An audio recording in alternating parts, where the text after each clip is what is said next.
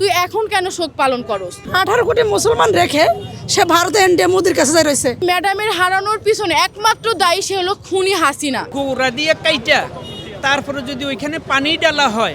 আমরা চাই খুনি হাসিনা বাংলাদেশে আসুক, তাকেও তিলে তিলে মারা হোক। ওনার এই বিদায় আমাদের মেনে নিতে খুবই কষ্ট হচ্ছে। আমাদের গণতন্ত্রের মা আর নেই। সাবেক রাষ্ট্রপতি শহীদ জিয়াউর রহমান যখন প্রথমে জাগদল করে, আমরা যে আমার মাকে হারাইছি, এটা আসলে আমরা এখন বুঝতে পারতেছি আমরা আসলে কি হারাইছি। মৃত্যুর পরেও তিনি অমর হয়ে থাকবেন বাংলাদেশের প্রতিটি মানুষের হৃদয়ে। তারেক রহমান যেন ওনার আব্বা এবং আম্মা যেভাবে কাজ করে গেছেন ওইভাবে যেন উনি কাজ করে। যখন আমরা ভোর 6টার দিকে শুনি যে আমাদের ম্যাডাম আর নেই আমাদের মাঝে, তখন কিন্তু এই দেশ বিদেশ কত জায়গা থেকে কত মানুষ ছুটে আসছে এই ঠান্ডার মধ্যে, শুধু এই ম্যাডামের ভালোবাসার কারণে। সে আপোষের নীতি, সে কিন্তু কখনো কারোর সাথে বাদাবাদিতে বলেন, কখনো কারো কথা বলেন, কখনো কারোর সাথে কিন্তু ঠাস মেরে কথা সে কিন্তু কখনোই বলে নাই। আসলে এটা বিএমপি না, মানে বিএমপি বলেন বা আওয়ামী লীগ বলেন বা জামাত শিবির বলেন, আসলে এটা কথা না। আসলে পুরা বাংলাদেশি ম্যাডামের শূন্যতা ভোগ করতেছে। আমরা যে আমার মাকে হারাইছি, এটা আসলে আমরা এখন বুঝতে পারতেছি আমরা আসলে কি হারাইছি দেশে। মানে দ্বিতীয়বার আর কোনো দিন মানে এমন মা আমরা আর পাবো না, কখন আর আসবেও না। আজকে আমাদের এই ম্যাডামের হারানোর পিছনে একমাত্র দায়ী সে হলো খুনি হাসিনা। আসলে সে যে প্রধানমন্ত্রী, তাকে আসলে নাটকে বা ছবিতে করা দরকার ছিল, কারণ সে এখন শোক পালন করতেছে। যখন তুই আমাদের ম্যাডামকে ভালো অবস্থায় পাঠাইলি, তখন তুই পঙ্গু করে পাঠাইলি, তুই এখন কেন শোক পালন করস? তাকে আসলে মন্ত্রী বলা ঠিক না, সরকার বলা ঠিক না। সে আসলে সিনেমা বা নাটকের জন্য সে পারফেক্ট। খুনি হাসিনা আজকে ভারতে যা পলাই আছে, কারণ আমাদের বাংলাদেশের অর্ধেক টাকা বলেন, অর্ধেক জিনিস সব কিছু ভারতে পাচার করে দিচ্ছে। আজকে কেন ভারতে তাকে রাখছে? আমরা চাই খুনি হাসিনা বাংলাদেশে আসুক, তাকেও তিলে তিলে মারা হোক। তাকে বাংলাদেশে আয় না, ওকেও ওই কারাগারে দিয়ে ও তিলে তিলে প্রয়োজন দিয়ে মারা উচিত। তাহলে বুঝবে যে আসলে মৃত্যুটা কি, কত কষ্ট বা যন্ত্রণা করে একটা মানুষ মারা গেছে। কালকে থেকে মনে আর আশা লাগবে না, কিন্তু সকালে একবার আসছি, বিকেলে একবার আসছি, কিন্তু আমার সবসময় ইচ্ছা ছিল ম্যাডাম মনে হয় হসপিটালে আছে, আমার মনে হয় যেন বেঁচে আছে, এই দেশটা এখনো বেঁচে আছে, এটা মনে হচ্ছিল। আজকে থেকে আমাদের দেশটা মনে নিস্তব্ধ হয়ে গেছে, অনেক কষ্ট লাগতেছে, সেটা আর বোঝাতে পারতেছি না।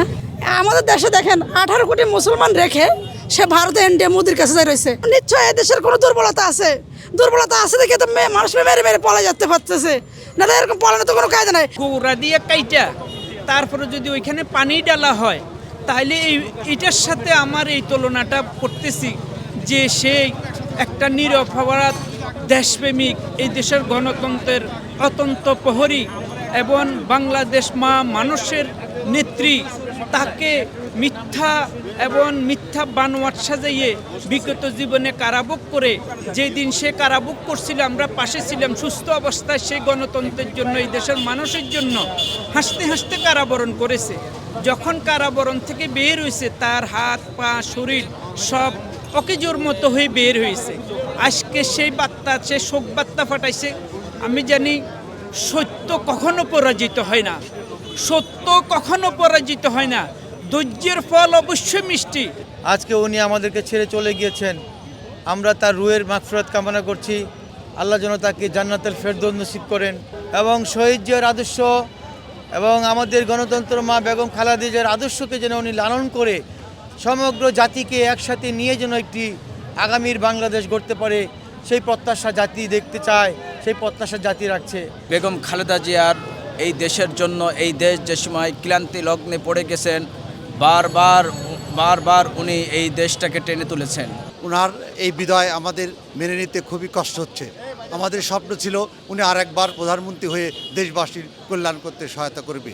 আমাদের সেই আশাটা পূরণ হয় নাই। আল্লাহর কাছে আমরা দোয়া করছি যে আমাদের প্রাণের নেত্রী, জনপ্রিয় নেত্রী বেগম খালেদা জিয়াকে আল্লাহ জান্নাতুল ফেরদৌস দান করুন। বিএনপির আগে যখন মহামান্য সাবেক রাষ্ট্রপতি শহীদ জিয়াউর রহমান যখন প্রথমে জাগদল করে, জাগদলের পরবর্তী যখন বিএনপিতে আসে, আমি প্রথম থেকেই মহামান্য রাষ্ট্রপতি জিয়াউর রহমান সাহেবের সাথে সরাসরি আমি বিএনপি করতাম। যদিও আমি একটা সরকারি প্রতিষ্ঠানে জব করতাম, তাই আমাকে আউটসাইডে আমি একটু দূরেই থাকতাম। দায়িত্বগুলোকে আমরা আমাদের নিজের মতো করে নিয়ে ম্যাডামের সাথে করে একেবারে একান্ত মানুষ হিসাবে ম্যাডামের সাথে আমি বহুদিন এই বিএনপির সাথে সক্রিয় ভূমিকা পালন করতাম। আমার সাথে এখনও যারা নেতা আছেন, নজরুল ইসলাম খান, আপনি দেখবেন যে আমাদের পার্টির জেনারেল সেক্রেটারি ফখরুল ইসলামের পাশাপাশি তার নিউজগুলো তার পাশে থাকে দাঁড়িয়ে নজরুল খান। আমি তার সাথে জাফরুল্লাহ ভাইয়ের সাথে কাজী মুশাফের সাথে আমরা এইভাবে ম্যাডামের খুবই সক্রিয়ভাবে আমরা তার সাথে কাজ করতাম। আমরা কালকে জানাজা পড়ে তারপর যার যার বাড়িতে যাব, যার যার দেশে যাব।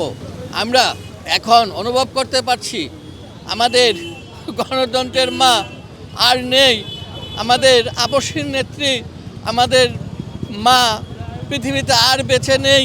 কারণ উনি ছিলেন আমাদের, ওনার আঁচল দিয়ে আমাদেরকে ঢেকে রেখেছিলেন। পরিবেশ শান্তি এবং সুষ্ঠু পেয়েছি। এই বাংলাদেশ যতদিন থাকবে, বাংলাদেশের মানুষ কখনো তার এই অবদানকে ভুলতে পারবে না। মৃত্যুর পরেও তিনি অমর হয়ে থাকবেন বাংলাদেশের প্রতিটি মানুষের হৃদয়ে। আজকে আমার আবেগ ভারাক্রান্ত মনে এসে মনটা খুব খারাপ লাগলো এবং আজকে দেশ নেত্রী মমতাময়ী মা খালেদা জিয়ার মৃত্যুতে শোক প্রকাশ করছি।